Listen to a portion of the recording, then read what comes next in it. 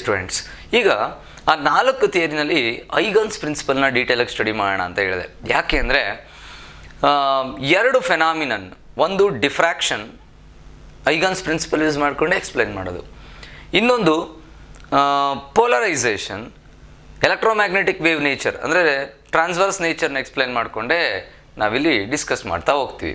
ಈಗ ಐಗನ್ಸ್ principal speciality ಏನು ಅದನ್ನು ನೋಡೋಣ. ಹೈಗನ್ ಎಕ್ಸ್ಪ್ಲೈನ್ಡ್ ದ್ಯಾಟ್ ಅಥವಾ ಹೈಗನ್ assumed that the entire universe is filled with an hypothetical medium called ether medium. ಆ ಈಥರ್ ಮೀಡಿಯಮಲ್ಲಿ ಕಂಪ್ಲೀಟ್ ಈಥರ್ ಪಾರ್ಟಿಕಲ್ ಫಿಲ್ ಆಗಿಬಿಟ್ಟಿದೆ, ಕಂಪ್ಲೀಟಾಗಿ ಫಿಲ್ ಆಗಿದೆ. ನೀವೇನೇ ಡಿಸ್ಟರ್ಬೆನ್ಸ್ ಕ್ರಿಯೇಟ್ ಮಾಡಿದ್ರೂ ಈಥರ್ ಪಾರ್ಟಿಕಲ್ ವೈಬ್ರೇಟ್ ಆಗೋಕ್ಕೆ ಶುರು ಮಾಡುತ್ತೆ.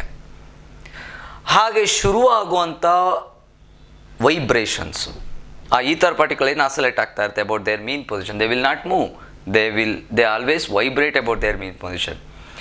ಏನು ವೈಬ್ರೇಟ್ ಆಗ್ತಿರುತ್ತೆ, ಆ ವೈಬ್ರೇಟ್ ಆಗೋದಕ್ಕೆ ರೀಸನ್ನು ಸೋರ್ಸು ಜನ್ರೇಟ್ ಮಾಡುವಂಥ ಎನರ್ಜಿ. ಒಂದು ಸೋರ್ಸ್ ಇದೆ, ಇಲ್ಲೊಂದು ಸೋರ್ಸ್ ಇದೆ. ಈ ಸೋರ್ಸ್ ಏನು ಮಾಡುತ್ತೆ, ಒಂದು ಎನರ್ಜಿನ ಎಮಿಟ್ ಮಾಡುತ್ತೆ, okay, in the form of radiations.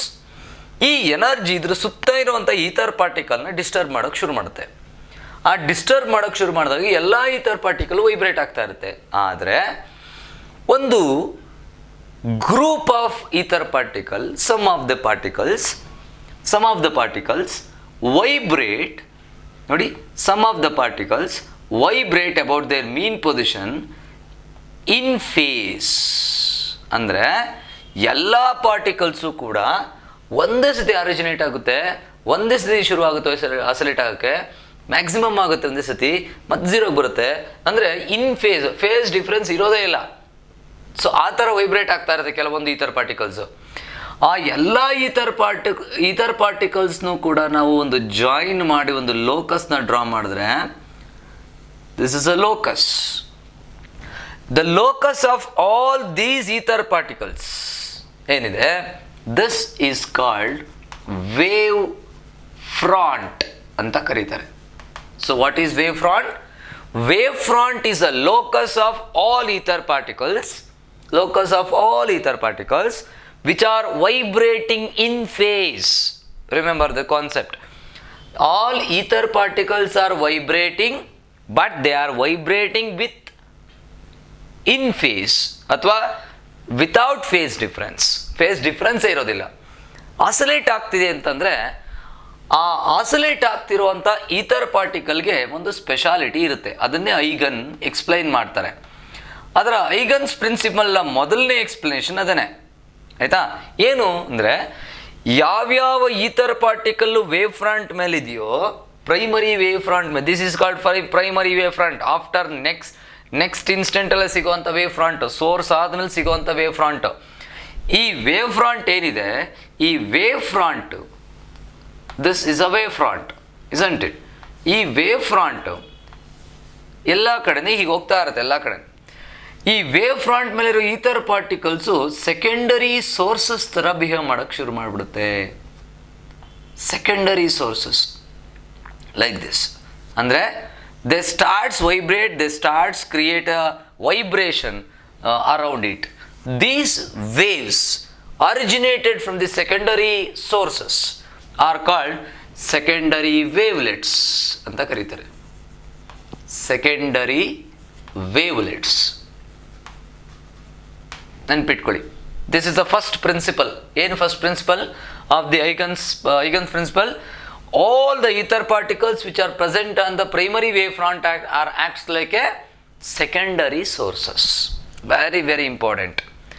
ಇನ್ನೊಂದು, ಆ ಸೋರ್ಸಸ್ ಎಲ್ಲ ಒಂದು ಸೆಕೆಂಡರಿ ವೇವ್ಲೆಟ್ಸ್ನ ಜನರೇಟ್ ಮಾಡುತ್ತೆ ಅರೌಂಡ್ ಇಟ್. ಎರಡನೇ ಪ್ರಿನ್ಸಿಪಲ್ ನೋಡಿ, ಕರೆಕ್ಟಾಗಿ ನೋಡ್ಕೊಳ್ಳಿ. If you draw a common tangent to all wavelets, secondary wavelets of secondary sources, ಇಲ್ಲೊಂದು ಟ್ಯಾಂಜೆಂಟ್ ಡ್ರಾ ಮಾಡಿದೆ ನೋಡಿ.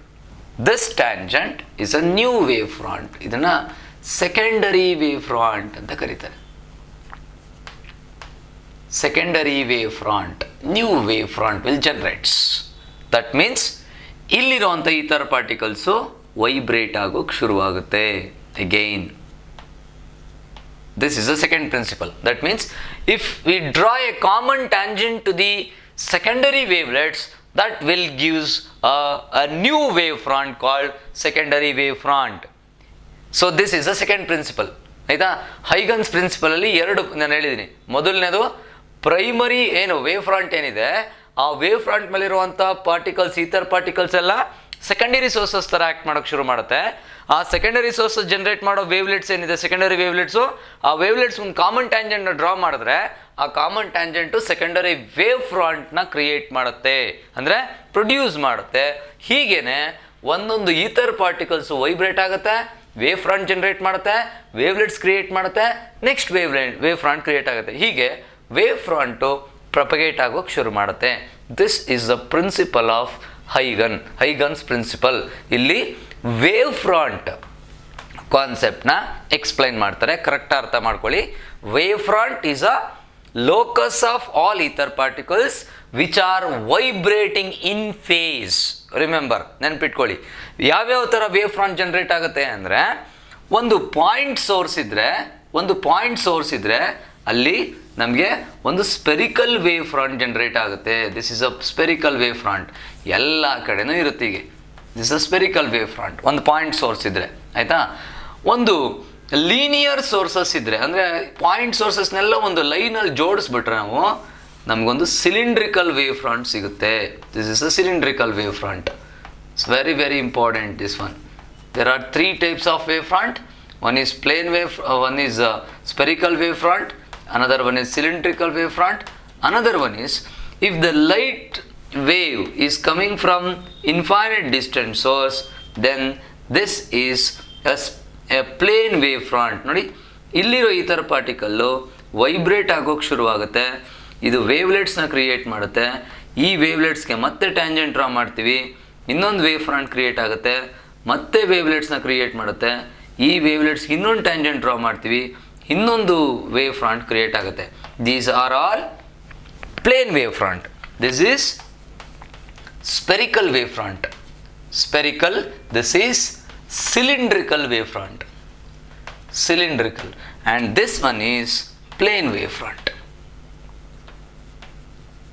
So different type of wave fronts. Understood the concept of wave front. Very important, because ಈ chapter ತುಂಬ ನಾವು ಇದು wave front ಕಾನ್ಸೆಪ್ಟ್ನ use ಮಾಡ್ತಾ ಹೋಗ್ತೀವಿ. Huygens ಪ್ರಿನ್ಸಿಪಲ್ನ use ಮಾಡ್ಕೊತೀವಿ. 2 ಹೈಗನ್ಸ್ ಪ್ರಿನ್ಸಿಪಲ್ಲು.